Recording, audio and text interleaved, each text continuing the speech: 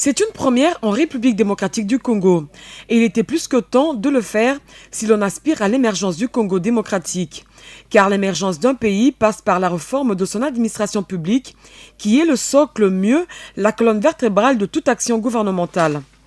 Voilà qui justifie la tenue de ce forum avec comme point de chute la mise en évidence des stratégies innovantes pour un système de sécurité sociale efficace et durable en RDC, tel que l'indique le patron de l'administration publique congolaise dans son mot de bienvenue. Nous attendons de vous une meilleure compréhension et une meilleure appréhension du processus de mise en place du système de sécurité sociale et particulièrement du processus de la mise en place de la Caisse nationale de sécurité sociale pour les agents et fonctionnaires de l'État.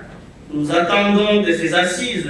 la mise en évidence des risques potentiels dans ce processus, ainsi que les stratégies innovantes pour les éviter, et donc pour avoir une caisse de retraite qui soit efficace. Partenaire privilégié de la RDC dans ce processus de réforme de l'administration publique, la Banque mondiale a déjà apporté un appui sous forme de dons de l'ordre de 77 millions de dollars américains. Occasion pour le directeur des opérations de la Banque mondiale de saluer les avancées déjà réalisées jusqu'ici, non sans formuler quelques vœux. Je formule donc le vœu que les travaux de cet important forum permettent de lever des options stratégiques et de mettre en place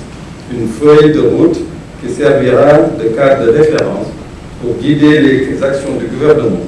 dans l'exercice de conceptualisation, de mise en place et d'opérationnalisation de la Caisse